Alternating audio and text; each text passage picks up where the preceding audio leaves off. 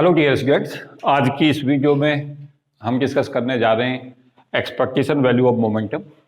तो पीछे जो मेरा लेक्चर था उसमें मैं इंट्रोड्यूस कर रहा था एक्सपेक्टेशन वैल्यू हम कैसे लेते हैं और कैसे हम जनरल मैकेनिक्स या क्लासिकल मैकेनिक्स से क्वांटम में रिप्लेसमेंट करते हैं एक्सपेक्टेशन वैल्यू का। बेसिकली हमारा पर्पज तो ये है कि ज़्यादा से ज़्यादा जो इन्फॉर्मेशन है वो चाहते हैं हम कि वो हमें ज़्यादा से ज़्यादा इन्फॉर्मेशन ऑब्टेन हो जाए। किसकी हेल्प से? वेव फंक्शन से। तो वेव फंक्शन से जितनी चीज़ें हम कैलकुलेट कर सकते हैं उन्हें प्रयास कर रहे हैं। तो अब आज का जो हमारा टॉपिक अभी इस वीडियो में डिस्कस करूंगा मैं, वो रहेगा एक्सपेक्टेशन वैल्यू मोमेंटम की हम कैसे कैलकुलेट करें। तो जनरल एक्सप्रेशंस जो है एक्सपेक्टेशन वैल्यू का उसी को यूज करें सबसे पहले, और क्लासिकल और क्वांटम मैकेनिक्स के रिजल्टों को सदा ध्यान रखें कि उन्हें हम सीख लें कि किस तरीका से उन कंसेप्टों को हम अप्लाई करते हैं। तो ये हमारा जो जनरल एक्सप्रेशंस है, अगर हम 1D में लेके चल रहे हैं तो किसी फिजिकल पैरामीटर का एक्सपेक्टेशन है ऐसे निकलेगा Sai star psi D X. ये साथ साथ ये भी मैंने बता रखा है कि अगर हम यहाँ 1D से 2D में जाना चाहते हैं तो dx की बजाय हम क्या करें, dy ले लें, इधर भी dy ले लें अगर हमारा कार्टेशियन कोऑर्डिनेट y है, और अगर z है तो फिर z ले लें। साथ साथ ये भी ध्यान रखें कि अगर इसी को हम एक्सपेक्टेशंस में हमें कैलकुलेशंस जो करनी है वो 2D में करनी है, 2 डायमेंशन में, और xy प्लेन में सपोज क्या किसी फिजिकल पैरामीटर को नापना चाहते हो, तो यहाँ पे क्या होगा, यहाँ dx dy आ जाएगा, इधर भी dx dy आ जाएगा, और वहाँ पे वेरिएबल जो होंगे एक्सपेक्टेशन दो क्वांटिटियों का अलग अलग होगा। तो उस तरीका से हम लेके चलते हैं। दो क्वांटिटियों का मतलब क्या है, जैसे x का हम एवरेज निकालना चाहते हैं तो वहाँ एवरेज जो है x का भी निकलेगा, y का भी निकलेगा। यहाँ पे हम मोमेंटम के एक्सपेक्टेशंस को कैसे निकालें, तो हमारे पास क्या है कि मैंने ऑलरेडी पढ़ाया था आपको एक लेक्चर में कि px जो ऑपरेटर होता है उसकी वैल्यू होती है minus I H cut del over del x. py जो ऑपरेटर होता है उसकी वैल्यू मैंने पढ़ाई थी आपको minus I H cut del over del y, और pz जो होता है हमारा वो होता है minus I H cut del over del z. तो इन तीनों ऑपरेटर्स को ऑलवेज याद रखें, px py pz सिमेट्री से चलता है। और अगर हम p लिखें जो r का फंक्शन है, मीन्स एक्स वाई जेड का फंक्शन है, तो उसको हम लिखते हैं minus I H cut delta. इसको ऑलवेज आपको रिमेंबर रखना है। मैं एक वीडियो में इसे ड्राइव करके बता चुका हूं कैसे हम इसे निकालते हैं। Schrodinger time independent dependent equation में मैंने ड्राइव किया था, उस दिन बताया था कैसे हम इसे निकालते हैं। तो अगर हम एक्सपेक्टेशन px लेना चाहते हैं यहाँ से, तो हम ऐसे लें expectation px equal to minus I H cut, और यहाँ से लिख लें psi star del psi over del x into d x. और अगर हमारा 3D केस है तो ये भी ध्यान रखें कि यहाँ पे फिर हम dx नहीं लेंगे, यहाँ पे हम लेंगे 3D में d टॉ। अगर हमारा 2D केस है तो उसमें या तो dx dy चलेगा या dx dz चलेगा, और अगर पार्टिकल्स yz प्लेन में होगा तो px 0 होगा। ये भी सब चीजें ध्यान रखें। तो यहाँ मैं अगर 1D में केस लेकर चलता हूँ, अगर मैं 3D का एक्सपेक्टेशन px बताने की कोशिश करता हूँ, तो वहाँ एक्सपेक्टेशन ऐसे निकालते हैं px इजकल टू, यहाँ पे कैलकुलेट करने के लिए क्या करें, psi star del psi over del x और डी टो ये ले लें। उसके अलावा अगर हमें एक्सपेक्टेशन पी वाई चाहिए तो उसकी वैल्यू को लेते हैं minus I H cut psi star del psi over del y d tau, और अगर हमें एक्सपेक्टेशन पी जेड चाहिए तो सिमिलरली हम यूज करते हैं minus I H cut psi star del psi over del z और डी टो। यहाँ डी टो जो है वो वॉल्यूम एलिमेंट होगा, डी एक्स डी वाई और डी जेड।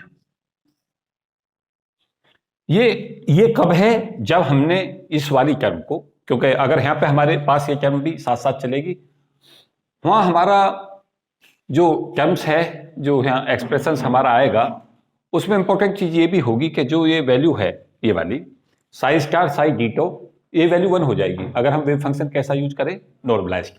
तो यहाँ पे क्या हमने इस टर्म को लिया नहीं है क्योंकि उस टर्म को हमने छोड़ दिया है। ध्यान दें मेरी बात पे जो मैं बोलना चाह रहा हूं कि अगर हम यहाँ से एक्सपेक्टेशन पी एक्स लें तो एफ की जगह पर हम क्या लिख देंगे, पी एक्स।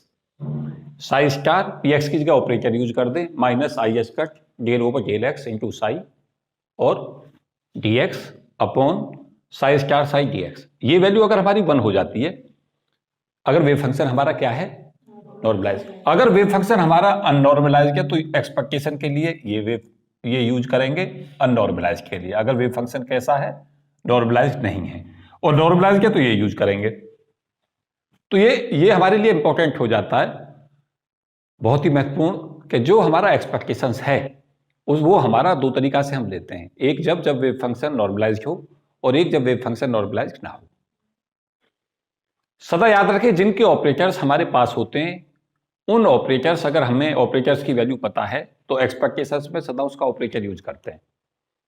ऐसा नहीं है कि ये एक्सप्रेशन हमारा केवल और केवल हमारा पोजीशन के लिए ही है या हमारा मोमेंटम के लिए है। अगर हम एक्सपेक्टेशन किसी भी पैरामीटर का निकालना चाहते हैं, सपोज कि हम पोटेंशियल एनर्जी की एवरेज वैल्यू चाहते हैं, एक्सपेक्टेशन का मतलब होता है औसत वैल्यू, तो यहाँ पे वी लिख देंगे, V psi star V psi D X upon psi star psi D X, वो वी का निकल जाएगा पोटेंशियल का एक्सपेक्टेशन वैल्यू। तो हमारे पास ऑल द टाइम स्कोप होता है कि हम कैसे एवोल्यूट करें। कुछ बहुत ही महत्वपूर्ण चीजें इस पर मैं डिस्कस करूंगा, लेकिन एक चीज मैं सदा चाहूंगा कि आपको अगर ऑपरेटर्स पता है कि ऑपरेटर्स किसका कितना है, तो वो आप एक टेबल बनाकर उसको रिमेंबर भी रखें। एनर्जी ऑपरेटर है जैसे हमारा, उसकी वैल्यू होती है आई एच का डेल ओवर डेल टी। अगर मोमेंटम ऑपरेटर की बात करता है तो उसकी वैल्यू पी एक्स की वैल्यू माइनस आई एच का डेल ओवर डेल एक्स होती है, पी वाई की वैल्यू माइनस आई एच का डेल ओवर डेल वाई होती है, पी जेड की वैल्यू माइनस आई एच का डेल ओवर डेल जेड होती है, और ऑपरेटर पी जो होता है उसे माइनस आई एच डेल्टा लिखते हैं। कुछ महत्वपूर्ण चीजें जो साथ साथ में अटैच करना चाहूंगा, कभी मैंने शायद लेक्चर में पहले भी बोला हो, नहीं बोला तो उसे सुने, कि ये एक्सप्रेशंस, अभी मेरा एक स्टूडेंट इंटरव्यू देने जा रहा है असिस्टेंट प्रोफेसर का, कल उसका फोन आया, उसने इसका एक फिजिकल सिग्निफिकेंस मुझसे पूछना चाहा कि सर इसका फिजिकल सिग्निफिकेंस बताओ, वास्तव में इसका सिग्निफिकेंस है क्या। कोई क्लास में बताएगा कि इसका सिग्निफिकेंस क्या है। मैं थोड़ा सा आइडिया देने का प्रयास करता हूं और बहुत ध्यान से आप सुने, कैसे हम इसका फिजिकल सिग्निफिकेंस कैलकुलेट करते हैं उसको सुने।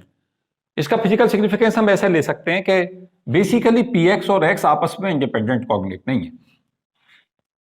जनरली वी जो होता है पोटेंशियल एनर्जी, वो सिस्टम की पोजीशन का फंक्शन होती है, और जो हमारी काइनेटिक एनर्जी होती है वो हमारा किसका फंक्शन होती है, kinetic energy function of P x.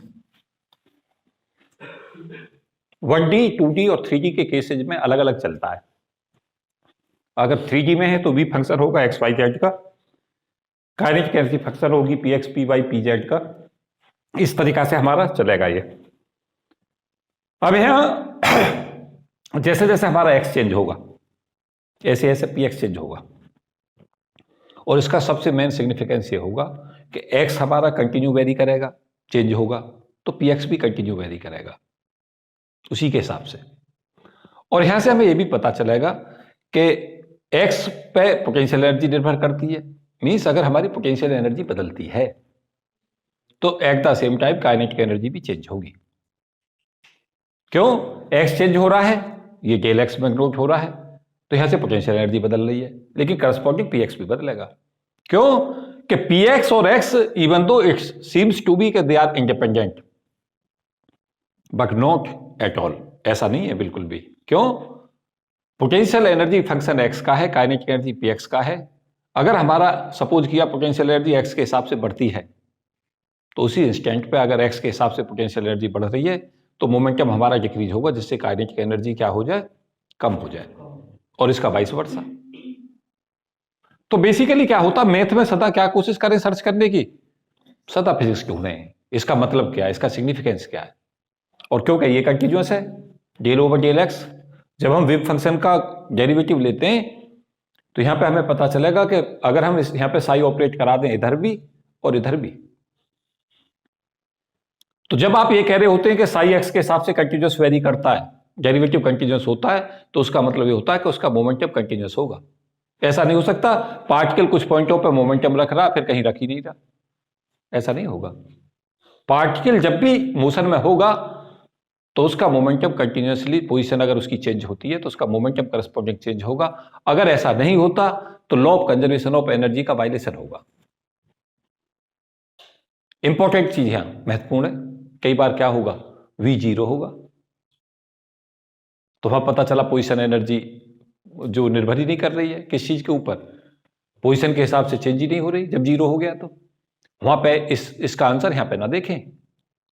जब पार्टिकल की वहां पे जब हम देखेंगे तो बेसिकली वहां पे जो टोटल एनर्जी है वो पोटेंशियल एनर्जी होगी नहीं, तो वहां कंपनसेशन का सवाल ही नहीं उठता।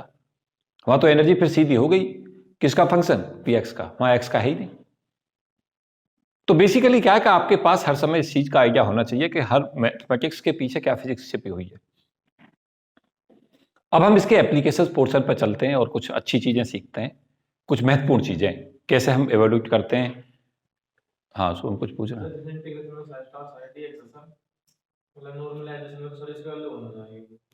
किसकी, इसकी? यस, किसमें? इसकी क्रॉनिकल डेल्टा नहीं होती। क्रॉनिकल डेल्टा बेसिकली वैल्यू होती है अगर वेव फंक्शन दोनों डिफरेंट हों, इस तरीका से चलता है वो। इसकी वैल्यू होती है डेल आई जे। यहाँ ये और ये दोनों सेम है।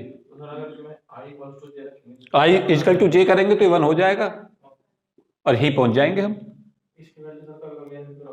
किसकी? इसकी वैल्यू क्या रखते हैं? एन जब हम वैल्यू रखते हैं वो जब रखते हैं जब वेव फंक्शन नॉर्मलाइज ना हो। जब आप एन रखेंगे, सपोज के यहां वैल्यू एन आई, तो यहां पे भी साइज क्या साइज से वो एन आ जाएगा, वो दोनों कट जाएंगे आपस में। पता ही नहीं समझ। एक एग्जाम्पल लेके देखना फिर अपने आप समझ आ जाएगा। अब चलते कहां हैं, चलते हैं कि एक्सपेक्टेशन Px हम कैसे एवोल्यूट करते हैं। देखो कल भी हम एक चीज में कहां से मैंने लेक्चर शुरू किया है उसे सुने। कल भी मैंने लेक्चर की शुरुआत की थी कि एक्सपेक्टेशन वैल्यू कैसे इंट्रोड्यूस किया जाए। हम चाहते क्या है, चाहते हैं हमें कि ज्यादा से ज्यादा इंफॉर्मेशन हम किससे एक्सट्रैक्ट कर लें, वेव फंक्शन से। हमारा पर्पज क्या है कि ज्यादा से ज्यादा बातें, जितनी ज्यादा से ज्यादा चीजें पता कर सकते हैं वेव फंक्शन से वो पता करें। हमने क्या पता किया, कल हम पता कर रहे थे तो पार्टिकल बॉक्स में पोजीशन का एवरेज ले रहे थे, वो हमें L/2 पता चल गई, बीच में होगा औसत वैल्यू। अगर हम क्वांटम से ना पूछें, हम सीधा किस पे जाएं, हम बिगर क्वांटम के सीधा रिजल्ट लें और पूछें कि भाई इसकी जो एक्सपेक्टेशन P है वो क्या होगी, मींस एवरेज मोमेंटम क्या होगा।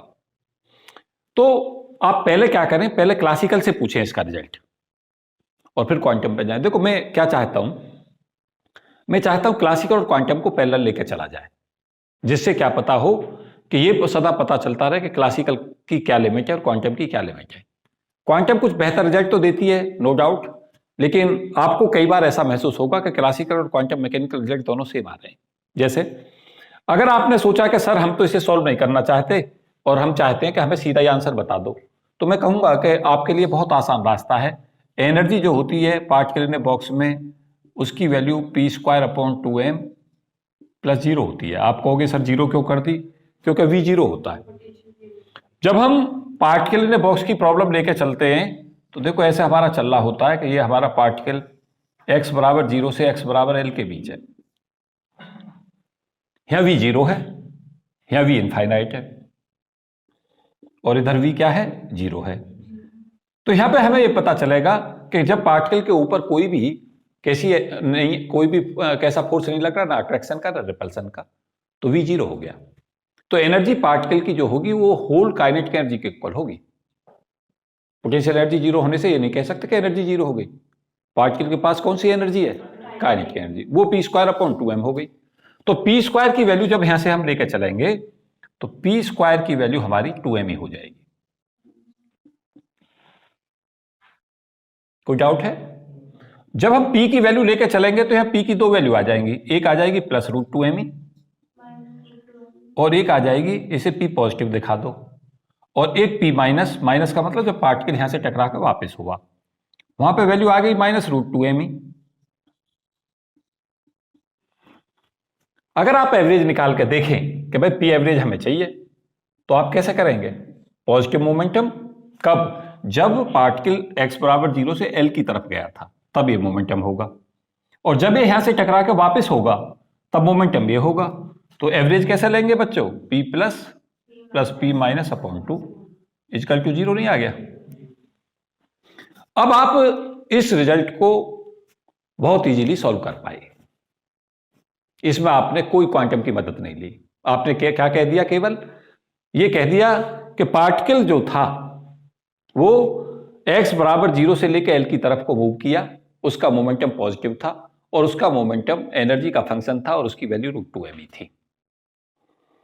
जब पार्टिकल वॉल से टकराया तो उसकी डायरेक्शन रिवर्ट हो गई और पार्टिकल x बराबर l से किधर की तरफ आया? x बराबर 0 की तरफ आएगा टकराने के बाद। तब उसका मोमेंटम क्या हो गया? माइनस √2m ही हो गया, नेगेटिव। अब औसत कैसे लें? एक बहुत ही महत्वपूर्ण बात मुझे जो यहां बतानी है उसको सुने। दोनों ही संभावना सेम है, क्योंकि पार्टिकल के ऊपर कोई ऐसी रेस्ट्रिक्शन नहीं है कि पार्टिकल x बराबर 0 से l की तरफ जाएगा और l बराबर 0 की तरफ नहीं आएगा। ऐसी कोई रेस्ट्रिक्शन नहीं है, वो तो कहीं भी हो सकता है। तो उतनी पॉसिबिलिटी, उतनी प्रायिकता 0 से l की तरफ जाने की है और उतनी प्रायिकता x बराबर l से x बराबर 0 की तरफ है। तो आपकी औसत मोमेंटम वैल्यू 0 होगी। अब हमारी जो एक्सपेक्टेशन P अगर हम कैलकुलेट करना चाहते हैं किसकी हेल्प से, अब हम पे दूसरा तरीका है। अब क्वांटम से पूछें कि भाई एक्सपेक्टेशन मोमेंटम 0 दे रहा है या नहीं दे रहा। हमें यह पता चला कि 0 ही देगा। कैसे निकालें उसे देखें। यहां तक कुछ पूछना चाहे तो मुझे बताएं जल्दी से। हाँ जी, कोई क्वेश्चन किसी के माइंड में आ रहा हो, कोई कुछ पूछना चाहता हो?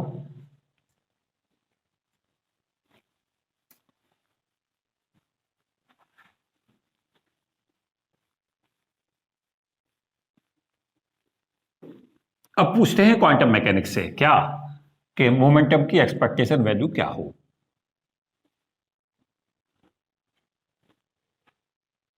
तो कैसे हम कैलकुलेट करेंगे इसे कि एक्सपेक्टेशन px हम लें और उसकी वैल्यू को minus IS cut psi star del psi upon dx into dx कर दें। और x की लिमिट क्या ले ले बच्चों? पार्टिकल कहां से कहां तक है? 0 से लेकर l तक। पार्टिकल के जो पाए जाने की पॉसिबिलिटीज है वो x बराबर 0 से लेकर l के बीच है।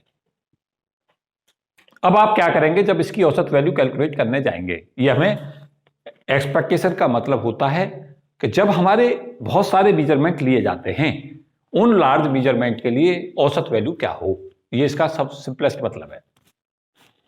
अब आपके पास क्या है? वेव फंक्शन आपको पता है। नीचे की टर्म मैंने 1 क्यों ले ली? क्योंकि मैं यहां वेव फंक्शन अब नॉर्मलाइज यूज करूंगा। बच्चों को एक चीज और भी बता दूं, कुछ बच्चे सोच रहे होंगे सर ये बात बार बार सर क्या कहते हैं और हमारी बात समझ नहीं आती, तो उन्हें बता देता हूं। अगर आपने सपोज किया psi equal to a sine n pi X upon l use कर दिया वेव फंक्शन। देखो ये तो आपको पता ही है कि वेव फंक्शन जो होता है पार्टिकल इन बॉक्स में x बराबर 0 से l के बीच में a sine n pi X upon l होता है। आपने इसको नॉर्मलाइज a की वैल्यू को √2 अपॉन l नहीं लिखा। आपने कहा कि हम तो सर इसे ही लिखे देते हैं। आप लिख दो, आंसर पर कोई प्रभाव नहीं पड़ेगा। क्यों? जैसे ही आप यहां से वैल्यू लेके आएंगे यहां से, तो a यहां से यहां भी आएगा, ये मॉड a स्क्वायर आ जाएगा और यहां से भी मॉड a स्क्वायर आ जाएगा और वो टर्म्स इसमें रहेगी नहीं। तो आप अगर ऐसा भी करते तब भी कोई रिजल्ट पर प्रभाव नहीं पड़ेगा अगर a सीधा यूज कर लेते हैं। लेकिन अगर इसको हमें 1 बनाना है तो सबसे अच्छा है कि वेव फंक्शन को क्या ले लें, सीधा नॉर्मलाइज वेव फंक्शन ले लें, √2 upon l sign n pi X upon l। यहां से ये वैल्यू फिर सिंपली 1 हो जाएगी। क्यों? अगर हम यहां से वैल्यू लेके चलेंगे तो यहां से वैल्यू आएगी हमारी इन दोनों की टर्म से मल्टीप्लाई होकर 2 upon l sine square n pi X upon l dx, और sine square n pi X upon l dx की वैल्यू x बराबर 0 से लेकर l के बीच l/2 होगी। तो 2 अपॉन l इंटू l/2 1 बन जाएगा। क्या बाई पॉइंट? तो इसलिए इसमें कोई डाउट में ना रहे, इसलिए मैंने बार बार बता रहा हूं। अब नहीं बताऊंगा, उसके बाद क्या करूंगा, अगर वेव फंक्शन नॉर्मलाइज लूंगा तो सीधा यहां पे वैल्यू पुट कर दूंगा। तो अब हम क्या करें, इस वेव फंक्शन से क्या करना होगा, हमें del psi over del X चाहिए हमें।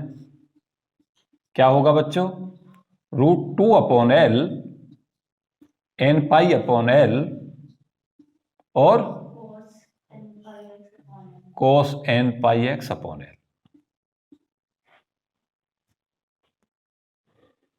तो एक्सपेक्टेशन px क्या हो गया, ये हमारा आ गया माइनस आई एच कट। ध्यान दें, साई स्टार की और साई की वैल्यू सेम है। आप कहेंगे सर क्यों? क्योंकि साइन जो फंक्शन है वो हमारा रियल है। रियल में तो जो क्वांटिटी अगर सामने रियल है तो वो और उसका कॉम्प्लेक्स कॉन्जुगेट सेम होता है। तो यहां पे वैल्यू क्या हमारी होगी, √2/L इसकी वजह से आएगा, √2/L इसकी वजह से आएगा, मीन्स ये दोनों मल्टीप्लाई हो जाएंगे, तो 2/L ये आ गया। और लिमिट x बराबर 0 से L, और क्या मिला बच्चों, sign n pi x upon L और cos n pi x upon L और dx। एक n पाई अपॉन L और रह गया, कौन सा वाला, दिस वन। इसे भी ले लो, चलो इसे यहां ले लो चाहे बाहर ले लो, कोई फर्क नहीं पड़ेगा, क्योंकि ये कांस्टेंट पैरामीटर है, x का फंक्शन नहीं है। तो देखें क्या क्या कैंसिल आउट हुआ, कोई कैंसिल आउट नहीं हो रहा है। हाँ ऐसे ही करेंगे, इसे 2 को अंदर ले जाएंगे। तो यहां पे क्या आ गया, ये minus I H cut upon L square n पाई, और यहां देखें इस 2 को अंदर ले गया हूं मैं, और ये हम सब जानते हैं कि 2 साइन ए कॉस ए की जो वैल्यू होती है वो साइन 2a के इक्वल होती है। मुझे उम्मीद है ये सब जानते हैं, साइन 2a का formula 2 sign A cos A. तो बताएं बच्चों ये क्या बन गया, साइन 2n पाई x अपॉन L और dx, और लिमिट कहां से कहां तक लोगे, तो इस इंटीग्रेशन को ही सॉल्व कर लो अलग से ले जाके। तो इस इंटीग्रेशन का सॉल्यूशन क्या होगा, इसका equal to minus I H cut n pi upon L square, और इंटीग्रेशन बताएं इसका कितना, साइन का minus cos x upon L और लिमिट कहां से कहां तक लूं, और इस टर्म को चाहे बाहर ले आओ, इस माइनस साइन को भी बाहर ही ले आओ, तो ये वैल्यू हमारी सिंपली जो आ जाएगी वो आएगी यहां से, कितना बना हमारा, n पाई से तो देखो ये n पाई कैंसिल आउट हो जाएगा, और एक L यहां पे बचेगा केवल, तो क्या बचा रह गया, और माइनस माइनस ये प्लस हो गया, तो आई एच कट बचा यहां से, और अपॉन 2L, और ये वैल्यू cos 2n पाई, जब x को L रख देंगे तो यहाँ 2n पाई बचेगा, और फिर माइनस लेके लोअर लिमिट रखते हैं, cos 0 आ जाएगा यहां से,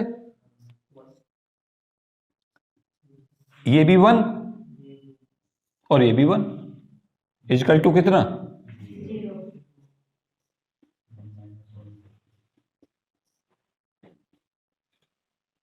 तो यहां से क्या पता चला कि एक्सपेक्टेशन px जो है वो हमारा 0 आ गया। एक्सपेक्टेशन x कितना था इसका, कल बताया था मैंने, L/2।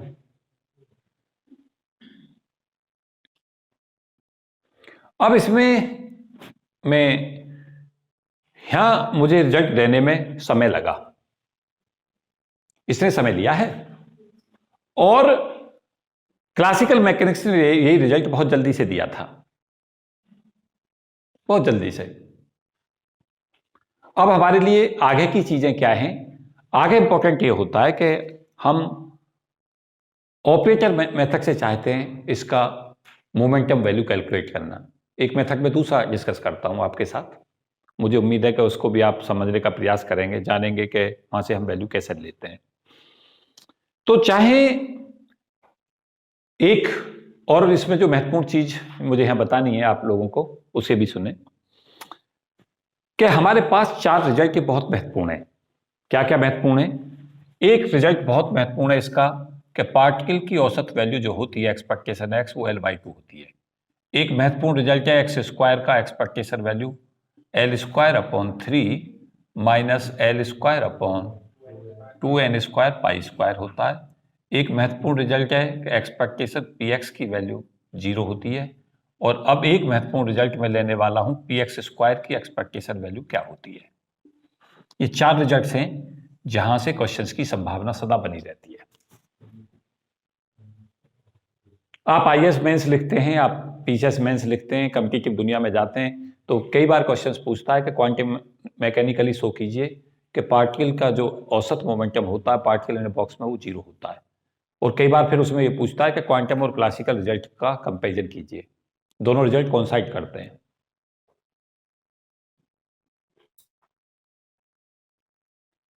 अब आपके पास दूसरी क्या महत्वपूर्ण चीज है, उसको सुनना शुरू करो। क्या महत्वपूर्ण है? दूसरा यह है कि हम Px² का एक्सपेक्टेशन कैसे लें। उसके लिए हमें बहुत ज्यादा मेहनत की जरूरत नहीं पड़ेगी, केवल 2 लाइन के अंदर मैं उसका डेरिवेशन देता हूं, कैसे हम Px² का एक्सपेक्टेशन वैल्यू इवेल्यूट करें। बहुत इजी से इजी मेथड। इसमें कुछ पूछना चाहे तो कोई मुझे बताए। और एक बहुत ही महत्वपूर्ण चीज उसके बाद मैं डिस्कस करूंगा, काफी महत्वपूर्ण रिजल्ट है वो भी, जो मैं अभी इसके तुरंत बाद डिस्कस करूंगा। और ये औसत जो है, 2 चीजों पर आप ज्यादा फोकस करके रखें। एक औसत वैल्यू जनरली जो पूछता है पोजीशन की, और एक औसत वैल्यू जनरली पूछता है वो किसकी पूछता है, मोमेंटम की। तो दोनों के लिए तैयार रहें। एक हमारे पास क्या है कि एनर्जी का फॉर्मूला हमें पता है कि एनर्जी हमारी P² / 2m होती है। P इसमें 0 होता है। किसके केस में डिस्कस कर रहा हूं, ये पार्टिकल इन बॉक्स में। तो यहां से P² की वैल्यू जो बच्चों हो गई, वो हमारी हो गई 2me। और साथ साथ हमें यह भी पता है कि पार्टिकल इन ए बॉक्स में मैं एनर्जी पहले ही कैलकुलेट करा चुका हूं, n² π² h²/। तो अगर हम P² का यहां एक्सपेक्टेशन लेते हैं, पूरा P² का, तो यहां 2m, और एक्सपेक्टेशन किसका लेना पड़ेगा, E का, जो फंक्शन किसका है, n का, क्वांटम नंबर का। तो यहां से P² की वैल्यू कितनी आएगी, 2m, और एक्सपेक्टेशन ये यही होगा। क्यों? इसमें कोई क्वांटिटी ऐसी नहीं है जिसका औसत ले सकते हो।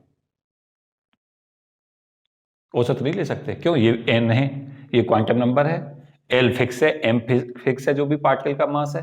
तो यहां एक्सपेक्टेशन En और En सेम होगा। अगर कोई चीज वहां वेरिएबल नहीं है तो फिर क्या होता है, एक्सपेक्टेशन और वो क्वांटिटी सेम होती है।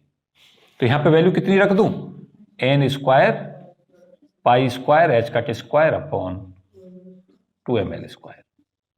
तो यहां से वैल्यू कितनी आ गई, 2m से क्या कर दूं मैं, 2m कैंसिल आउट कर दूं, तो ये वैल्यू आ गई हमारी n² π² h²। ये तो आया। इसे यहां पे मैं लिखे देता हूं वैल्यू को। क्या लिखे देता हूं, n² π² h²। क्या ये वैल्यू, l²।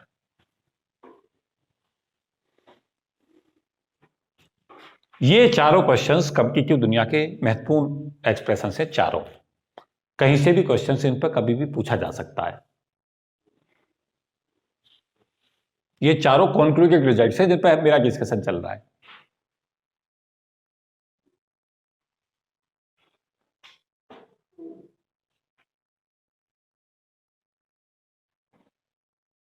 अब यहां एक टेक्निकल डिफिकल्टी पर डिस्कशन देता हूं मैं, कि एक टेक्निकल डिफिकल्टी हमारी क्या आती है और उसे कैसे हम रिमूव करते हैं। एक बहुत ही महत्वपूर्ण रिजल्ट मैं कहूंगा उसे। बेसिकली मुझे नहीं पता कि आप लोग एक चीज जानते हैं या नहीं जानते कि एक वर्ड्स होता है ऑपरेटर, और एक होता है ऑपरेटर की आइगन वैल्यू। क्योंकि मैं यहीं पर डिस्कस करे दे रहा हूं, नहीं तो मुझे फिर किसी और टॉपिक पे डिस्कस करना पड़ेगा। ध्यान दें, जैसे सपोज किया हमारे पास कोई ऑपरेटर है, सपोज किया हमारे पास operator D over D X है। मैं छोटा सा एक टॉपिक है, हल्का सा आइडिया दूंगा उसका, कभी डिटेल में कभी आगे डिस्कस करूंगा। Operator and eigen value, OP का मतलब पढ़े ऑपरेटर, ई का मतलब पढ़े आइगन वैल्यू। देखिए कैसे हम उसे डिफाइन करते हैं कि सपोज किया हमारे पास एक operator D over D X है और वेव फंक्शन सपोज किया हमारे पास दे रखा है e की पावर 2x। हमसे पूछता है इसकी आइगन वैल्यू निकालिए। तो आइगन वैल्यू का मतलब हुआ, आइगन वैल्यू हम ऐसे निकालते हैं, कोई ऑपरेटर p अगर वेव फंक्शन साई पे ऑपरेट किया जाता है और जब हम इसे ऑपरेट कर देते हैं तो एक क्वांटिटी लैम्डा हमें मिलती है, फिर वेव फंक्शन साई मिलता है। तो इस ऑपरेटर p की आइगन वैल्यू लैम्डा होती है इस वेव फंक्शन साई के करस्पॉन्डिंग। देखो जैसे हम कैसे निकालें, ऑपरेटर p क्या है, D over D x, Sai क्या है e की पावर 2x, क्या वैल्यू आ गई 2e की पावर 2x। तो ये इसकी आइगन वैल्यू 2 हो गई। आ चुका है क्वेश्चन, ऐसा क्वेश्चन गेट में आ चुका है, आया हुआ क्वेश्चन है ये। वहां पे क्वेश्चंस जो इसी फॉर्म पे पूछा गया था वो इस फॉर्म पे था, ऑपरेटर दे रखा था D square upon D x square और वेव फंक्शन जो दे रखा था वो दे रखा था e की पावर 2x, माइनस में था तो ये माइनस ले लो। अब कहता है कि इसको ये करस्पॉन्डिंग आइगन वैल्यू निकलो, तो D square upon D x square ले लो, e की पावर -2x पे ऑपरेट करा दो और आइगन वैल्यू निकाल लो, 4 आ जाएगी। -2 और -2 दो बार आएगा और वेव फंक्शन लौट जाएगा। बात समझ आ गई?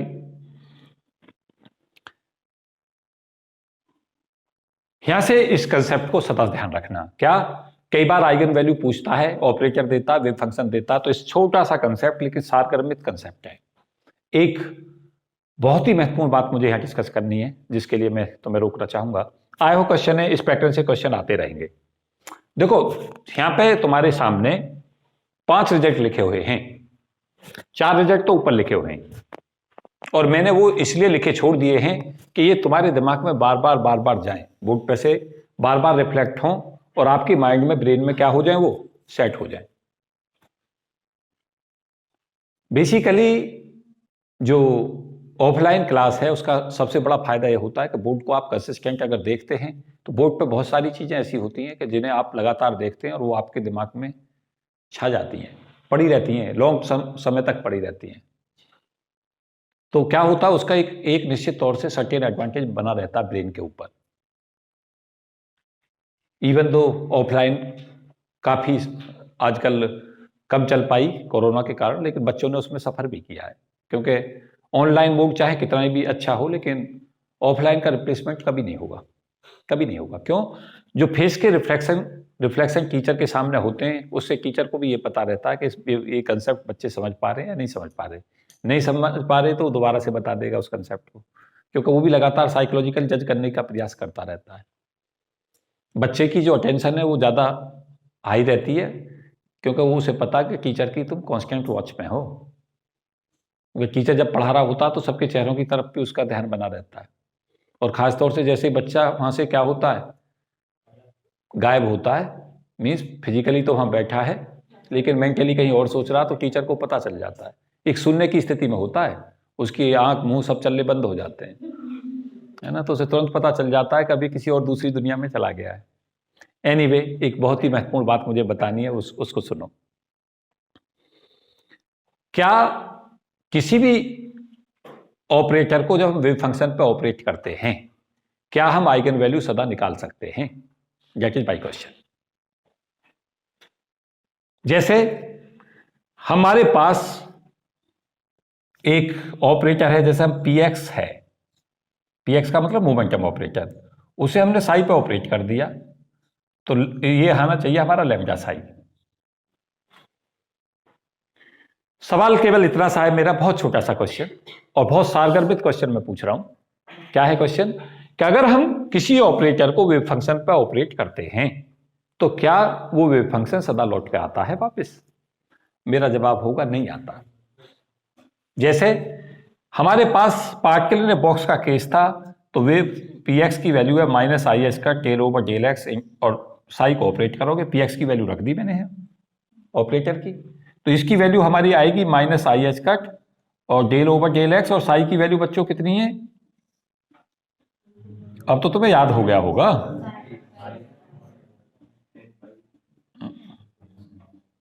ऐसा है, particle in a box, expectation x, x square, ये सब तुम्हें ऐसे याद रहने चाहिए जैसे 246 की टेबल याद रहती है छोटे बच्चे को। अगर तुम्हें क्वांटम में ये कहनी पड़ जाए ना कि पार्टिकल इन ए बॉक्स का वेव फंक्शन सर याद करूंगा, अभी याद नहीं, इसका मतलब ये क्वांटम मैकेनिक्स मैंने नहीं पढ़ाई तुम्हें। इतनी बार चीजें सामने से निकल के जाती हैं, वो वैसे ही हमारी मेमोरी में क्या पड़ी रह जाती हैं, वो परमानेंट और स्थायी मेमोरी में हो। कुछ रिजल्ट्स होते हैं टेम्परेरी मेमोरी वाले, क्योंकि कोर्स बड़ा हो जाता है। तो मैं ये भी नहीं कहता कि सभी रिजल्टों को आप क्या कर सकते हैं परमानेंट मेमोरी में, क्योंकि चिप्स बढ़ जाती है ब्रेन की। तो कुछ रिजल्टों को किस में कन्वर्ट कर दें? परमानेंट में। जैसे वेव फंक्शन तुम्हारा परमानेंट मेमोरी में रहना चाहिए, इसके लिए ये ना रहे कि जी ये हमारे मेमोरी चिप्स में नहीं है, ये तो रहना ही रहना है। जनरल जितने भी वेव फंक्शंस हैं वो हमारी मेमोरी में होने ही चाहिए, सभी सिस्टम्स के। उसके बाद उसके एप्लीकेशन पोर्शन हमें उसी स्टेट पे निकाल लें पेपर में, चल जाएगा। लेकिन आप अगर ये सोचें कि वेव फंक्शन भी हम पेपर में ही निकालने वाले हैं तो कभी सेलेक्ट नहीं होंगे। क्या हुआ है, क्यों मैंने एक क्वेश्चन उठा रखा है, मुझे बताएं क्या आया आंसर। हाँ जी, माइनस आई एच का root 2/L n pi upon L cos. अब आप अगर इससे पूछो कि भाई हमें लैम्डा चाहिए था आइगन वैल्यू, अब आप नहीं निकाल सकते। क्यों? वेव फंक्शन लगाया था साइन और बन गया उसका कॉस। अब तुम आइगन वैल्यू कैसे निकालोगे? आइगन वैल्यू निकालने के लिए चाहिए था तुम्हें वेव फंक्शन लौट जाता वापस। इसका मतलब यह हुआ कि जब हम ऑपरेटर को ऑपरेट करते हैं तो हमारी दो सिचुएशन हैं, एक वेव फंक्शन सेम आ जाए, जैसे ही सेम आ जाएगा तो हम आइगन वैल्यू निकाल लेंगे, और अगर सेम नहीं आता, शेप ही बदल जाए, साइन की बजाय शेप कैसी बन गई कॉस, अगर वो शेप बदल गया तो आइगन वैल्यू नहीं निकाल पाएंगे। और हमसे ये पूछा जाए कि ऐसा हुआ क्यों, कोई बता सकता है क्लास में ऐसा क्यों हुआ?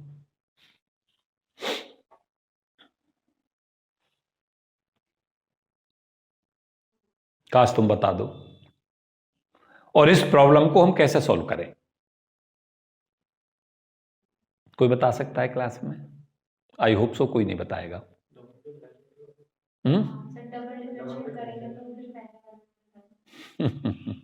डबल तो कर ही नहीं, देख निकाल ली मोमेंटम की है, डबल डेरिवेटिव निकाल के तो हमें काइनेटिक एनर्जी पता चलेगी। तुम ये मत सोचो, अगर तुमने डबल डेरिवेटिव की बात बताई तो एक चीज, एक कंसेप्ट मेरे दिमाग में फिर से डाल दिया। पता है टीचर क्या कर रहा होता, वो तुमसे ही सीखता रहता, तुम पूछोगे जवाब वो दे देगा। यहां पे अगर हम काइनेटिक एनर्जी ऑपरेटर की बात करें तो माइनस एच का square upon 2m del square upon del X square, ये क्या, कौन सा ऑपरेटर कहलाता है? ये कहलाता है काइनेटिक एनर्जी ऑपरेटर। यहां पे लिख देना नीचे, मैं ब्रीफ में लिख रहा हूं, कौन सा ऑपरेटर है ये? Kinetic energy operator. और याद रखना ये तो एक्स एक्सिस में है, अगर वाई में पूछता है तो माइनस एच का square upon 2m del square upon del Y square, अगर जेड में पूछता है तो माइनस एच का square upon 2m del square upon del Y square. बात पे पहुंचे नहीं पहुंचे? अब आगे की बात सुनो। जैसे हम इसे वेव फंक्शन, इस टर्म को साई पे ऑपरेट कराएं, इस ऑपरेटर को, तो हमें काइनेटिक एनर्जी वैल्यू पता चल जाएगी। देखो कैसे पता चली, इजकल टू हमारा हो जाएगा माइनस एच का स्क्वायर अपॉन 2m, और ध्यान दो इस वेव फंक्शन को अगर मैं दो बार डिफ्रेंशिएट करता हूं तो मेरे पास रिजल्ट आएगा minus N pi upon L का स्क्वायर इंटू साई।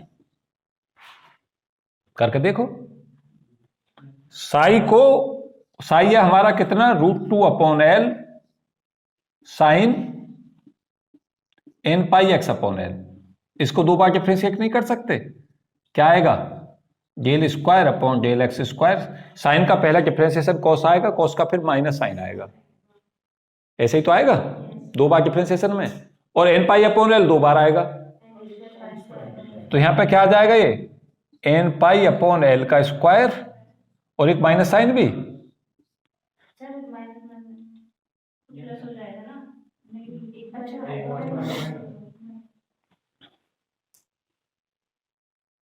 एक ही माइनस आएगा ना भाई, जब हम साइन का करेंगे तो कॉस होगा, और कॉस का फिर अगली बार करेंगे तो माइनस साइन होगा, यही तो आएगा। क्लियर हो गया रिजल्ट। अब यहां से देखें, ये वैल्यू हमारी N square pi square H cut square upon 2ml square हो गई, और ये काइनेटिक एनर्जी की आइगन वैल्यू है, और काइनेटिक एनर्जी एनर्जी के इक्वल है, तो एनर्जी आइगन वैल्यू निकल गई यहां से। अब भी नहीं समझ पाए बात, यहां से पता चली कि पार्टिकल की जो काइनेटिक एनर्जी है पार्टिकल बॉक्स के अंदर, उसकी value N square pi square H cut square upon 2ml square हो गई, और v है 0 है, तो एनर्जी भी तो काइनेटिक एनर्जी के इक्वल हो गई। तो हमारे पास ये जो हमने प्रॉब्लम सॉल्व की, ये ऑपरेटर से की है, समझो बात। यहां हमने क्या किया है, यहां वेव फंक्शन यूज किया सीधा, और काइनेटिक एनर्जी ऑपरेटर लगा के और ऑपरेटर से आइगन वैल्यू निकाल ली सीधी। काइनेटिक एनर्जी की वैल्यू हमें कैलकुलेट हो गई, v हमारा यहां 0 है, तो एनर्जी भी ये हो गई, और रिजल्ट हमारा जो क्वांटम मैकेनिक्स से हम मेहनत करके लाते हैं उससे तो रिजेंबल कर रहा है, और आना भी चाहिए था, सेम ही आना चाहिए था ये। और हम सब क्या जानते हैं, हम ये जानते हैं कि काइनेटिक एनर्जी जो होती है वो पी स्क्वायर अपॉन 2m के इक्वल होती है। जैसे हम पी स्क्वायर अपॉन 2m के इक्वल इसको कर रहे हैं, किसको, N square pi square H cut square upon 2ml square को, तो देखो वहां पे भी हम देख रहे हैं पी स्क्वायर का एक्सपेक्टेशन, तो पी स्क्वायर की वैल्यू यहां से क्या मिल रही है हमें, N square pi square H cut square upon L square. 2m तो 2m से कट चुका है, तो यहां से पी की वैल्यू 2 आ रही है, क्या क्या, एक पी की वैल्यू आएगी यहां से N pi H cut upon L, उसको कह दो पी पॉजिटिव, और एक पी नेगेटिव आ रही है, वो नेगेटिव वैल्यू क्या है, इन्हें सब ब्रैकेट में क्लोज करते रहना, ये सारे रिजल्ट इंपॉर्टेंट हैं।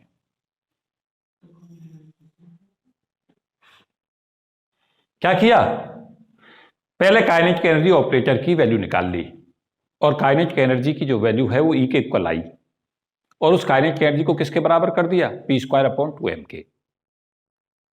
वहां से पी स्क्वायर की वैल्यू पता चल गई, और पी स्क्वायर के फिर स्क्वायर रूट ले लिए, एक बार प्लस वैल्यू के साथ, एक बार माइनस के साथ। यहां से हमें क्या पता चला कि मोमेंटम 2 होंगे, क्या, एक होगा एन पाई एच का अपॉन एल, और दूसरा कौन सा होगा, माइनस एन पाई एच का अपॉन एल। और दोनों की जो वैल्यू है, अगर हम यहां से फिर एवरेज लेने जाते हैं कि भाई एवरेज मिल जाए हमें, तो एवरेज कैसे लोगे, यहां से भी p plus plus P minus upon 2, और ये वैल्यू कितनी हो गई, 0 हो गई, क्योंकि इनका औसत कैसे लोगे, N pi H cut upon L, और यहां से वैल्यू कैसे लोगे, minus N pi H cut upon L, और किससे डिवाइड कर रहे हो, 2 से, तो ये वैल्यू हमारी क्या आ गई, 0 आ गई। और ये 0 क्लासिकल भी हमने दिखाई थी, जहां मोमेंटम को √2m और माइनस √2m लिया था, एवरेज वहां भी 0 था। अब हमारी एक डिफिकल्टी बनी हुई है जिसे हम चाहते रिमूव हो, क्या, कि ये जो रिजल्ट था जहां हम एक्सपेक्टेशन पी कैलकुलेट कर रहे थे अभी पीछे, तो वहां एक्सपेक्टेशन पी हमने 0 दिखा दिया सिंपल, लेकिन जब हम px ऑपरेटर से वैल्यू आइगन वैल्यू निकालने गए, तो वहां से हम आइगन वैल्यू कैलकुलेट नहीं कर पाए। आप मुझसे पूछेंगे कि सर कहां, तो अभी मैं कह रहा था कि जैसे ही हम momentum operator sine wave function पे अप्लाई कर रहे थे, तो साइन का क्या बन गया था, कॉस, तो वहां पे हमें आइगन वैल्यू निकल ही नहीं पाई, तो ये हमारे लिए पजल बन गया। अब इस पजल का समाधान कैसा आए, अब इस पजल का समाधान बताओ। देखूं, मुझे तो सब पता ना, पता तो तुम्हें चलना चाहिए, मेरे पता चलने से काम थोड़ी चल रहा है। क्यों जी, क्या समझा रहा हूं? समझा ये रहा हूं कि जब हमने px operator wave function psi पे ऑपरेट किया था, px कौन सा था? माइनस आई एच का डेल ओवर डेल एक्स, और साई था हमारा √2/L sine N pi X upon L. तो जैसे हमने साइन पे ऑपरेट किया del psi over del X, psi की वैल्यू रख के, तो कोसाइन फंक्शन बन गया। तो अब हमें यह बताना कि कोसाइन बन गया, तो हम तो यहां से तो मोमेंटम की आइगन वैल्यू निकाल नहीं पाए, और दिखाना हमें क्या है, यहां से हमारा रिजल्ट ये कह रहा है कि हमारे वहां दो मोमेंटम निकल जाए, एक एन पाई एच का टपोन एल हो और एक माइनस एन पाई एच का टपोन एल हो। ये बिल्कुल सही रिजल्ट है दोनों, और ये औसत वैल्यू का भी रिजल्ट बिल्कुल सही है।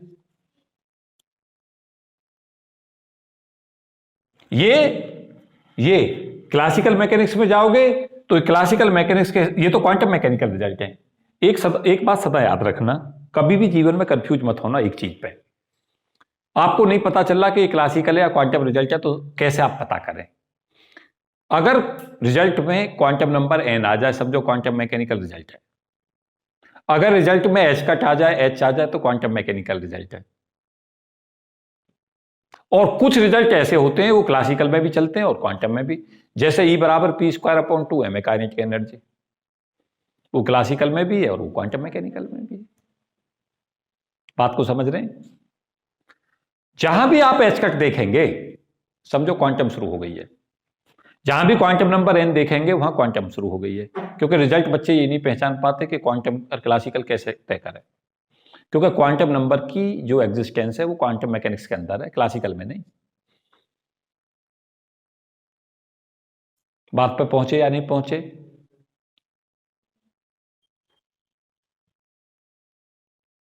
अब हम कैसे रिजल्ट को मैच करें, कैसे हम करके चलें, इसे मैं अब कर दूं अगर सब कुछ नोट कर चुके हो तो। गुड, मैंने इसमें बहुत सारी चीजें कवर कर दी, आप पता नहीं चल रहा, टॉपिक तो लग रहा है छोटा, लेकिन छोटे टॉपिक में भी पता क्या क्या चीजें कवर कर दी।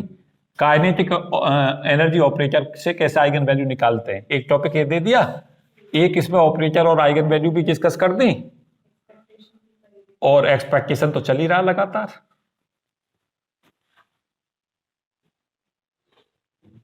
बेसिकली जो साइन सॉल्यूशन है, देखो सॉल्यूशन में समझाता हूं आपको, जो साइनसॉइडल वेव है वो आपको ऐसा महसूस हुआ कि वो बेसिकली एक वेव है। साइनसॉइडल वेव अपने आप में एक वेव नहीं होती, दो वेव होती हैं।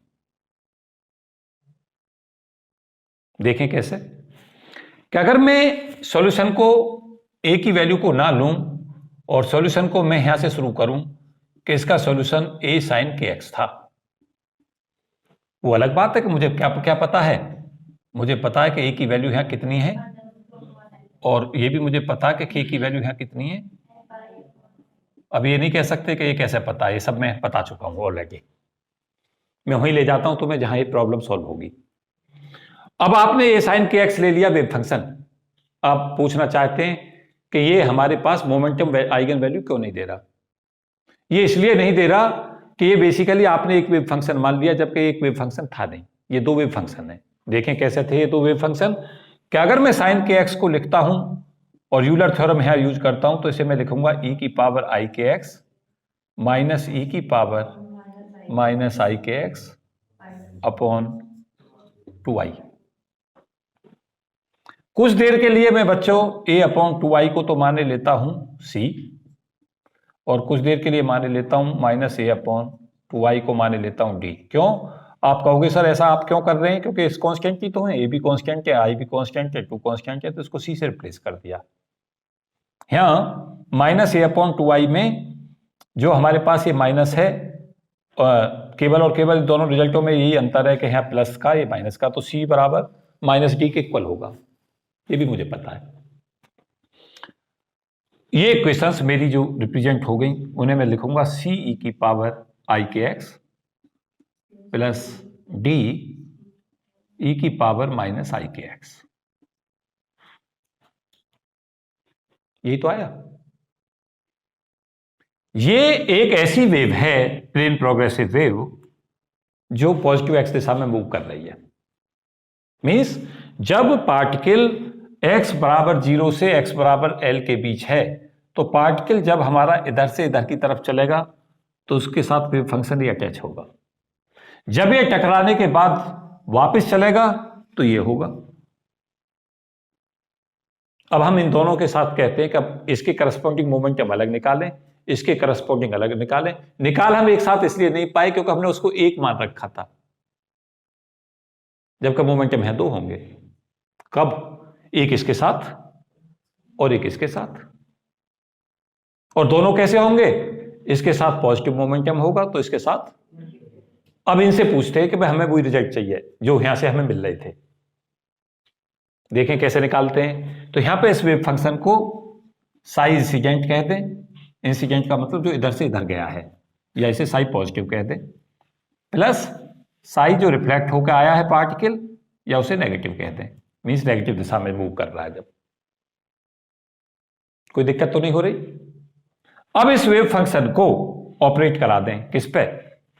माइनस, क्या कह रहे हैं हम, पी एक्स साई जो होगा आइगन वैल्यू के लिए वो लैम्डा इंटू साई होगा। कोई दिक्कत है? माइनस आई एच कट, ये पी एक्स ऑपरेटर ले लें, minus I H cut del over del x, और साई की वैल्यू को क्या ले लें यहां पे पहले? सी ई की पावर आई के एक्स।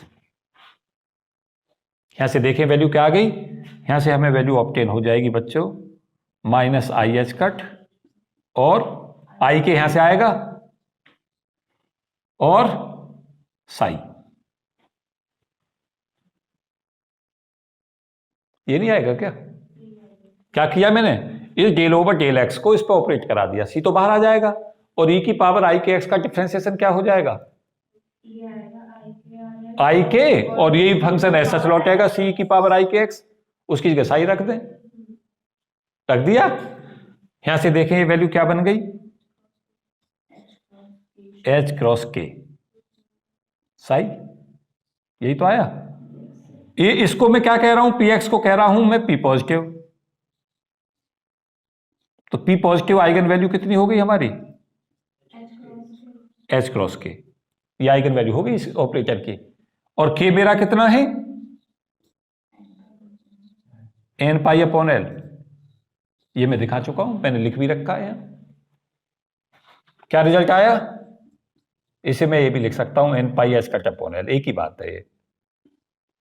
क्या यही रिजल्ट नहीं था अभी जब हम पी पॉजिटिव की वैल्यू निकाल रहे थे?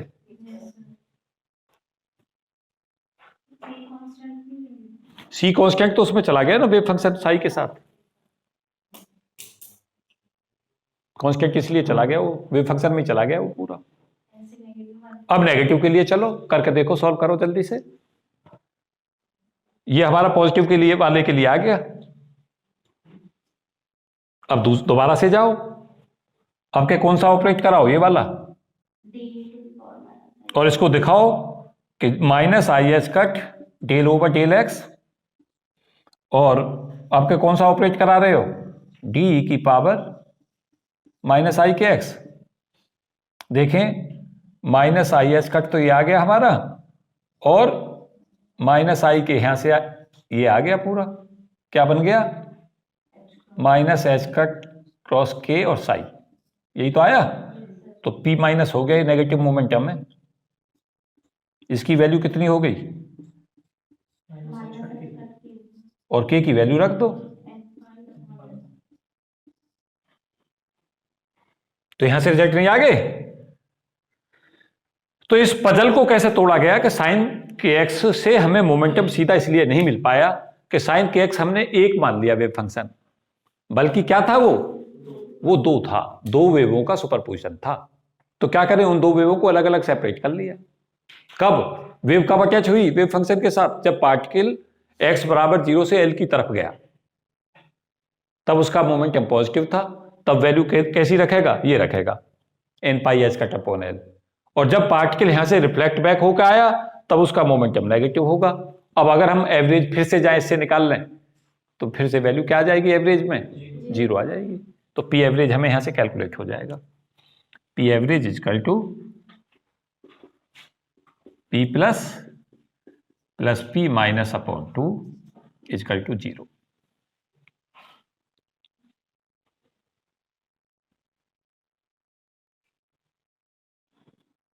यहां क्या क्या कंक्लूजन है उन्हें यहां पे लिख दो। एक काम जरूर करते रहा करो, जब भी रिजल्टों को लेकर चलो तो एक काम आपको ऑल द टाइम करते चलना है कि रिजल्टों को कॉन्साइड करके एक कंपैक्ट फॉर्म में लाते रहा करो। रिजल्ट पढ़े और पढ़ने के बाद में रिजल्टों को हाईलाइट करके एक बॉक्स में बंद कर दिया, जिससे क्या हो कि रात को जब सोने भी जाओ जब भी उन्हें एक बार रिवाइज करके जाओ, क्योंकि कॉन्क्लूसिव रिजल्ट्स आपकी टिप्स पर होने चाहिए। तो यहां पे जो हमारे पास में मोमेंटम की वैल्यू आई, अब यहां से मैं 4 चीजें तो देखो पहले ही बता चुका था, अब 4-5 चीजें यहां फिर से कवर करो। क्या कवर करो? एक कवर करो कि पी मोमेंटम जो होगा पॉजिटिव दिशा में उसकी वैल्यू n पाई एच कट अपॉन एल होगी। पी नेगेटिव जो होगा उसकी वैल्यू माइनस n पाई एच कट अपॉन एल होगी। पी एवरेज जो होगा वो p प्लस पी माइनस 2 होगा, 0 होगा। v 0 है तो यहां एक्सपेक्टेशन पोटेंशियल एनर्जी 0 होगी। काइनेटिक एनर्जी की जो वैल्यू होगी वो n square pi square H cut square upon 2ml square के इक्वल होगी। तो ये हमारे देखो सारे रिजल्ट इंपॉर्टेंट हैं।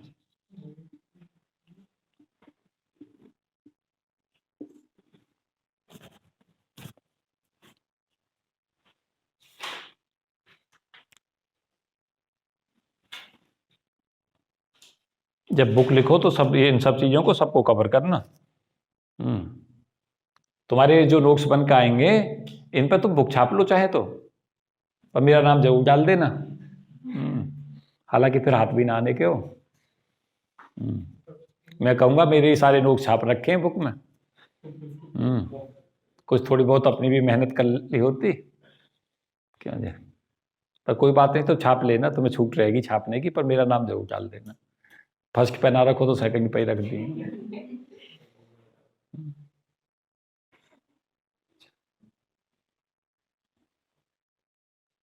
पता है मैं बुक क्यों नहीं लिखता? मैं चाहता हूं कि मैं जितना कंटेंट छोड़ दूं कि उस पर चाहे तुम 50 बुक लिखो, 100 बुक लिखो, लिखते रहो, है ना? क्योंकि एक बुक में क्यों अपनी जिंदगी सीमित करो?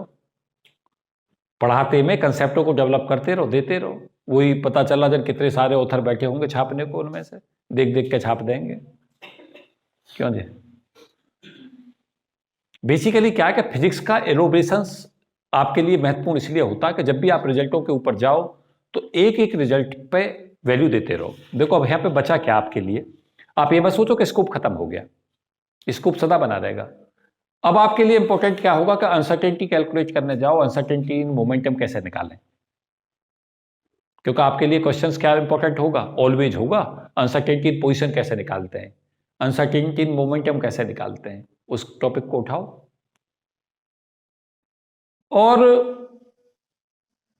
एक चीज सदा याद रखना, सिमेट्री, दुनिया का सिमेट्री एक ऐसा सिस्टम है कि अगर मुझे सबसे ज्यादा प्रभावित करती है फिजिक्स में कोई चीज तो सिमेट्री करती है। और बेसिक आईक्यू का इस्तेमाल हम बहुत सारे क्वेश्चंस में मेहनत करते हैं, लेकिन अगर हम थोड़ी सी भी आईक्यू इस्तेमाल करें तो हमारे बहुत सारे क्वेश्चन तो ऐसे ही सॉल्व हो जाते हैं। जैसे ये थ्योरी अभी जो मैं बता रहा हूं ये सारी की सारी पार्टिकल ने बॉक्स पे लगा रहे थे। अब बाय द वे क्वेश्चन आपका पार्टिकल ने बॉक्स का नहीं आया, आपका क्वेश्चन आ गया पार्टिकल ने बॉक्स की जगह हार्मोनिक ऑसिलेटर। अब तुम्हारे दिमाग में पता नहीं कितने सारे बैराग शुरू हो जाएंगे कि भाई सर ने तो पार्टिकल ने बॉक्स कराया था और यहां तो क्या आ गया हमारा हार्मोनिक ऑसिलेटर आ गया। हालांकि ऐसा नहीं है, हार्मोनिक ऑसिलेटर पढ़ाते समय डिस्कस नहीं करूंगा, लेकिन तुम्हारी विजिलेंसी ऐसी होनी चाहिए कि जो हमने यहां से फिजिक्स सीखी उसे अगर हम लगा के देखें तो एक चीज हमें पता चलेगी कि अगर पार्टिकल को हम फेवर नहीं कर रहे, पार्टिकल दोनों तरफ को जाने के लिए स्वतंत्र है, पॉजिटिव दिशा में भी और नेगेटिव में भी। यहां पे हमारी रेस्ट्रिक्शंस बॉल ने एक काम तो कर दिया कि पार्टिकल बॉल से बाहर नहीं जाएगा, लेकिन उसने ये रेस्ट्रिक्शन नहीं लगाई पार्टिकल पर 0 से पॉजिटिव दिशा में नहीं जाएगा या पॉजिटिव से नेगेटिव में नहीं जाएगा, ऐसी रेस्ट्रिक्शन नहीं है। और साथ साथ ये भी रेस्ट्रिक्शंस नहीं है कि पार्टिकल जो है मोमेंटम पॉजिटिव रखे या नेगेटिव रखे, रखेगा ही दोनों। क्यों? जब फिजिक्स की भाषा में क्या है, फिजिक्स की भाषा में है कि पार्टिकल अगर पॉजिटिव एक्स दिशा में जा रहा है उसका मोमेंटम अगर mv है तो अगर नेगेटिव दिशा में चलेगा, लौट के वापस आएगा तो उसकी डायरेक्शन रिवर्ट हो जाएगी, तो माइनस होगा। अब औसत वैल्यू अगर हमसे पूछी जाए भाई औसत निकाल दो, तो हम सोच रहे होंगे भाई औसत कैसे निकालें। अरे भाई औसत में क्या, पॉजिटिव नेगेटिव का एवरेज ले लो। हाँ, एक महत्वपूर्ण हो जाएगा कि अगर उसके पाए जाने की प्रायिकता पॉजिटिव दिशा में कुछ और हुई और नेगेटिव में कुछ और हुई, तब हमारा आंसर बदलने लगेगा। लेकिन फिजिक्स ये कहती है कि इक्वल प्रोबेबिलिटी अगर है और इक्वली पॉसिबिलिटी पॉजिटिव नेगेटिव रखने की है, तो उसकी औसत वैल्यू शून्य होगी। और शून्य का मतलब ये ना सोचो कि हमने औसत मोमेंटम 0 बता दिया तो तुम ये कहने लगो कि जी मोमेंटम 0। बच्चे मार खाते हैं छोटी छोटी बातों में। पेपर में आता है क्वेश्चन में मोमेंटम बताओ, वो सोच रहा होता है सर ने बताया था मोमेंटम 0 होता है। उसे कहते हैं सेलेक्टिव हेयरिंग। आपने सेलेक्टिव सुन लिया, पूरा नहीं सुना। इन टोटो सुनो। जब मैं लगातार एग्जाम्पल देता हूं, जब हम कहते हैं कि चार्ज न्यूट्रल है, तो आप ये इस चीज को ना समझें कि चार्ज न्यूट्रल का मतलब चार्ज नहीं है। चार्ज न्यूट्रल का मतलब है पॉजिटिव और नेगेटिव दोनों का सम 0 है। जब तुम अपने घर में पैसे खर्च कर रहे होते हो और पूरे महीने में पता चला शून्य रह गया जितना पैसा था, तो तुम ये मत सोचो घर में पैसा नहीं आया या खर्च नहीं हुआ। जितना आया उतना ही खर्च हो गया, शून्य आ गया। बाद में जाकर तुम्हें यह पता चलेगा कि जीवन दर्शन पर जब इस फिजिक्स को लगा के चलोगे तो हम घूमते रहेंगे, जाते रहेंगे, आते रहेंगे, और जब हम अब खुद से पूछेंगे हमारा डिस्प्लेसमेंट कहाँ रहा, तो वो सब शून्य पा के खत्म हो जाता है। इसीलिए फिलॉसफी में शून्य की बहुत महत्ता दी गई है। सब कुछ शून्य है, सब शून्य ही हो जाना है। लेकिन उस शून्य से और शून्य तक का जो सफर होता है उसमें एक लंबी कहानियां होती हैं। हमारे लिए एवरेज से ज्यादा इंपॉर्टेंट इसलिए स्क्वायर हो जाते हैं, क्योंकि स्क्वायर इसलिए इंपॉर्टेंट हो जाते हैं कि चाहे वो पॉजिटिव दिशा में चलो चाहे नेगेटिव में चलो, स्क्वायर सदा पॉजिटिव ही आना है। इसलिए एक शब्द आता है मीन स्क्वायर। जब हम यहां पे देख रहे थे एक्सपेक्टेशन एक्स L/2 था, बीच में आ गया, लेकिन एक्स स्क्वायर का जब हमने औसत लिया तो ये n का फंक्शन हो गया। जब हमारा px हमने देखा मोमेंटम की पॉजिटिव नेगेटिव पॉसिबिलिटी सेम थी तो वो 0 हो गया, और जब हम स्क्वायर पे गए तो 0 नहीं हुआ। तो हमने देखा कि मीन स्क्वायर हमारे लिए सदा ही महत्वपूर्ण होते हैं। मैं एक जो चीज यहां बताना चाहूंगा वो ये है कि हमारे पास जो क्वेश्चंस हैं उनकी वैरायटीज कैसे हम यहाँ पे बनाते हैं, कैसे हमारे क्वेश्चंस क्रिएट होते हैं, उस पर सदा काम करते रहें। जैसे हमसे पूछता है कि एक पार्टिकल है और पार्टिकल n=2 में है स्टेट में, पूछता है उसकी मोमेंटम जो स्क्वायर उसका एक्सपेक्टेशन वैल्यू क्या होगी। तो यहां पे वैल्यू पुट करो, आंसर निकाल लो। अब मैं कंपैरिजन जो कर रहा था वो हार्मोनिक ऑसिलेटर से कैसे कर रहा था उसको सुने, और उसे बिगर पेन के कैसे मैं आंसर मार्क करना सिखाऊं तुम्हें, कैसे हमारी आईक्यू इस्तेमाल होती है। देखो, जब हार्मोनिक ऑसिलेटर होता है तो एक पॉइंट के रेस्पेक्ट पार्टिकल हार्मोनिक ऑसिलेटर ऐसे जाता है, वापस आता है, फिर ऐसे जाता है, फिर वापस आता है। अगर आप एवरेज देखें, जितनी पॉसिबिलिटी उसकी इधर जाने की थी उतनी यहां आने की थी, उतनी पॉसिबिलिटी इधर जाने की थी उतनी उसी की थी। तो अगर प्रोबेबिलिटी को हम इनको एक बार जाने को 1/4 प्रायिकता में लेकर चलें तो ये चारों पॉसिबिलिटीज 1/4, 1/4, 1/4, 1/4 में बटेंगे। अब प्रायिकताएं भी इक्वल हैं और पार्टिकल डिस्प्लेसमेंट भी इक्वल है। तो आप ये सोचकर चलें कि जब हम पॉजिटिव और नेगेटिव लेकर चलेंगे और प्रोबेबिलिटी इक्वल लेकर चलेंगे तो औसत शून्य आना ही है। प्रॉब्लम्स कहां से क्रिएट होती है कि जब तक हार्मोनिक ऑसिलेटर में फिजिक्स थोड़ा एलोब्रेशन चाहता हूं कि सीखो तुम कैसे आती है। तो अगर आपको हार्मोनिक ऑसिलेटर में वो कहता है कि एक्सपेक्टेशन एक्स बताइए, तो अगर आपने पेन बगैर इस्तेमाल करे हुए भी 0 लगा दिया तो आपके आंसर चांस सही होने के पूरे पूरे हैं। और बाद में आपको ये पता चलेगा कि जब आप वेव फंक्शन से लेकर चलोगे तो 0 आप दिखाओगे। अब आपके पास संभावना दूसरी होती है मोमेंटम की। मोमेंटम कैसे निकालें?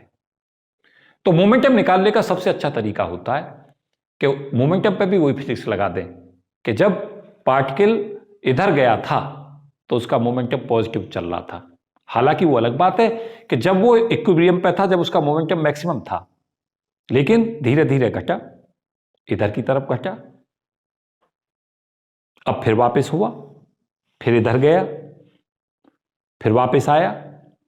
तो उसकी अगर तुम पॉसिबिलिटीज की बात करोगे तो फिर से वही प्रायिकताओं की बात करोगे, तो वहां पे फिर आपको एक बात पता चलेगी कि सिमेट्रिकल सिचुएशन है, और जहां भी सिमेट्री हो, प्रायिकताएं बराबर बराबर बटी हुई हो, पॉजिटिव नेगेटिव पॉसिबिलिटीज इक्वल हो, औसत वैल्यू पूछे सदा आंसर 0 मार्क कर दो, कोई तनाव लेने की जरूरत नहीं, आपका क्वेश्चन 100% सही होगा।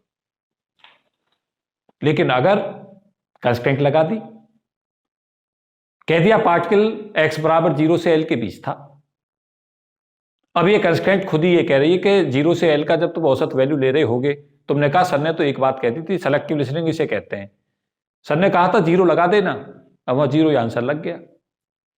पार्टिकल बॉक्स में कह रहा था कि पार्टिकल 0 से और l के बीच में था, वहां पे भी लगा रहे हो 0, एक्सपेक्टेशन पोजीशन। भाई कैसे लगाओगे जब केवल x जा ही पॉजिटिव पॉजिटिव में रहा, तो उसकी औसत कैसे 0 कर लगा सकते हो आप? लेकिन हां, अगर बॉक्स को मैंने -l/2 से और l/2 के बीच रखा, अब 0 हो जाएगी। इसलिए आप सेलेक्टिव लिसनिंग पे कभी भी फोकस ना करें, सेलेक्टिव लिसनिंग हमें सदा नुकसान करती है। इन टोटो समझें, इन टोटो का मतलब यह होता है कि जो बात कही जा रही है उसका सेलेक्टिव हिस्सा नहीं, पूरा हिस्सा। हम गलती इसलिए करते हैं कि सेलेक्टिव लिसनिंग करते हैं और जैसे ही पेपर दे के आते हैं तो बच्चे आपस में लड़ना शुरू करते हैं, सर का फंडा था 0 लगाना है। हाँ, मैं कह रहा हूं 0 लगा देना, पोजीशन का एवरेज 0 लगा देना, लेकिन पॉसिबिलिटी पॉजिटिव नेगेटिव में प्रोबेबिलिटी में बराबर हो, लगा देना। मोमेंटम की पॉसिबिलिटीज की प्रोबेबिलिटी सब जगह समान हो, पॉजिटिव में दिशा में भी नेगेटिव में भी 0 लगा देना, सब जगह मेरा फंडा काम देगा। लेकिन अगर वो पॉजिटिव नेगेटिव में उसने कंस्ट्रेंट लगा दी, केवल पॉजिटिव में जाएगा, और औसत वैल्यू तुम क्या लगा रहे हो? 0 लगा रहे हो, तो तुम समझ लो तुम कितने बड़े गुनाह करके आ रहे हो पेपर में, और उनका खामियाजा कौन भुगतेगा? है ना? उस खामियाजे को किसको भुगतना होगा? वो तुम्हें भुगतना पड़ेगा। तो बेसिकली क्या है कि इसके अंदर जो हमारा ये है, एक चीज मैं इसमें और बता देता हूं, फिर आगे दूसरे टॉपिक पे जाऊंगा। एक इसमें मुझे बताना है कि अनसर्टेनिटी हम पोजीशन की कैसे निकालें। वैसे तो मैंने तुम्हें एक प्रॉब्लम पे काफी दिन पहले दी थी, मुझे नहीं पता कि तुमने घर जाकर पढ़ा या नहीं पढ़ा, लेकिन एक क्वेश्चन मैंने दिया था तुम्हें कि इस साइन के वेव फंक्शन में इस माइनस साइन का क्या मतलब होता है, क्यों क्रिएट होता है माइनस साइन। हाँ जी,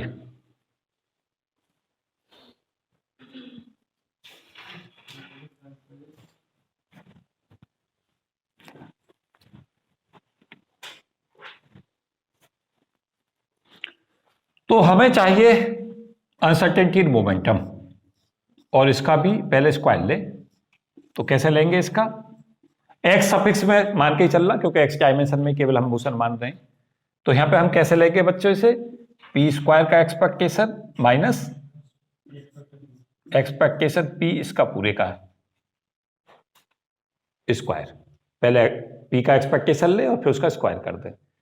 इस फॉर्मूले को तो सदा याद रखना। डेल पी क्या है? Uncertainty in momentum.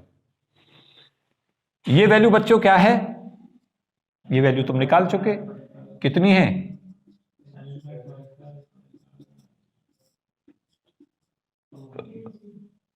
तो डेल पी पता चल गया हमें, अनसर्टेनिटी कितनी आ गई। और अनसर्टेनिटी में प्लस माइनस का कोई मतलब नहीं होता। अनसर्टेनिटी सदा किस में मेजर होती है? मैग्नीट्यूड में। अनसर्टेनिटी के लिए प्लस माइनस का कोई मतलब नहीं। अनसर्टेनिटी मीन्स अनसर्टेनिटी, चाहे वो पॉजिटिव की हो चाहे नेगेटिव में हो। हम मैग्नीट्यूड में बात करते हैं अनसर्टेनिटी की। और बच्चों डेल एक्स हमने कितना निकाला था? यहां पे देखो, मैं और महत्वपूर्ण बात बताने की कोशिश करूंगा कि पार्टिकल का मोमेंटम हमारा n पाई h कट अपॉन l दो वैल्यू रखता था। एक मोमेंटम में एक वैल्यू थी हमारी n पाई h कट अपॉन l, और एक वैल्यू थी माइनस n पाई h कट अपॉन l। अगर हमसे यह कहता है कि मोमेंटम में ज्यादा से ज्यादा कितना चेंज रह सकता है, तो वह रेंज को पूछ रहा है, ज्यादा से ज्यादा कितना दोनों के अंदर बदलाव रह सकता है। तो अगर बदलाव की बात आप करोगे तो फिर आपके पास में आंसर आ जाएगा क्या, 2n पाई एच कट अपॉन एल। बात पहुंच पाई? और अगर एवरेज लोगे इसका तो 0 लोगे, दोनों में अंतर है और दोनों के अंतर को समझ लेना। Uncertainty N pi H cut upon L का मतलब यह आया कि प्लस माइनस अनसर्टेनिटी दोनों पॉसिबल है। क्यों है कि momentum N pi H cut upon L भी हो सकता है और minus N pi H cut upon भी हो सकता है। तो यहां पर तुम देख रहे होगे दोनों प्लस माइनस साइन है इसमें।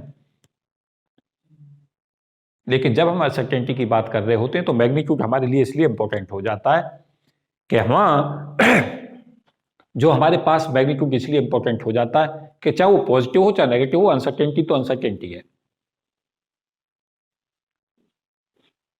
तो इस तरीका से आपको इस चीज को लेकर चलना है। अब हमने कल डेल एक्स भी निकाला था, अनसर्टेनिटी पोजीशन भी निकाली थी और यहां अनसर्टेनिटी मोमेंटम की भी निकल गई। और डेल एक्स कितना निकाला था उसे बताएं मुझे, कितना था? यहां पे मुझे उम्मीद है कि केवल यहां अंडर रूट ही तो लगाना पड़ेगा इस पर, एल स्क्वायर अपॉन 12 आ रहा था यहां, माइनस और डेल पी तुमने यहां निकाल ही लिया मैग्नीट्यूड में। फिर मैं मैग्नीट्यूड कहूंगा क्योंकि मैं प्लस माइनस में नहीं ले रहा हूं इसे, केवल किस में बोल रहा हूं। आएगा पेपर में, यहां से क्वेश्चन जरूर आएगा। और यहां पे अगर हम देखें इस अनसर्टेनिटी को तो ये एल का फंक्शन नहीं है, ये एल का फंक्शन नहीं है। क्यों? जब हम एल स्क्वायर को स्क्वायर रूट से लाएंगे तो एल से एल कट जाएगा। तो इस वैल्यू को मैं यहां पे लिख सकता हूं, क्या लिख सकता हूं? Under root 1/12 minus 1/2n square pi square into N pi H cut.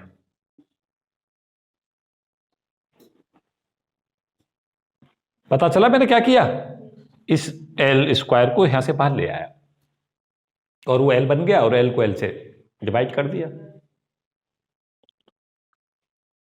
अब यहां से पूछता है कि इन दोनों का प्रोडक्ट किस पर निर्भर करता है। पहले तो यही पूछ लेगा कि इसकी वैल्यू बताओ, इसका मैग्नीट्यूड कितना है, ये पूछ लेगा। या एन की कोई वैल्यू देगा उसमें इसका प्रोडक्ट पूछ लेगा, या कहेगा कि इन दोनों का जो प्रोडक्ट है, uncertainty in position, uncertainty in momentum, इनका जो प्रोडक्ट है वो कौन से फैक्टरों पर निर्भर कर रहा है। वहां आंसर पे दे देगा एन पे करता है, एल पे करता है, दोनों पे करता है या किसी पे नहीं करता, एन पे करता है।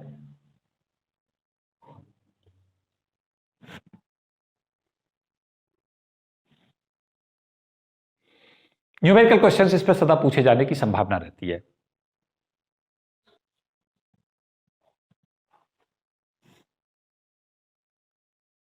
तो मुझे उम्मीद है कि जो मोमेंटम का एक्सपेक्टेशंस मैं पढ़ा रहा था ये काफ़ी फ्रूटफुल रहेगा और आप बहुत सारी चीज़ों से वाकिफ हुए होंगे इस लेक्चर में। आगे मैं लेक्चर डिलीवर करता रहूँगा, कुछ और एक्सपेक्टेशंस की कुछ प्रॉब्लम्स डिस्कस करता हूँ नेक्स्ट वीडियो में, और साथ साथ ये भी बताने की कोशिश करूँगा कि आप एक्सपेक्टेशंस अगर वेव फंक्शन देता है, कई बार क्या होता है कि पार्टिकल यूनिट बॉक्स का भी नहीं देता, किसी और का दे देता है, तब वहाँ एक्सपेक्टेशंस कैसे निकालें। तो ये एप्लीकेशन पोर्शन चलता रहेगा। इस वीडियो में केवल इतना ही मैं डिस्कस करूंगा, आगे देखते रहें, कुछ और वीडियो अपलोड करूंगा एक्सपेक्टेशंस पे और कुछ अप्लाइड प्रॉब्लम्स। तो thank you and best for all of you. जय हिंद।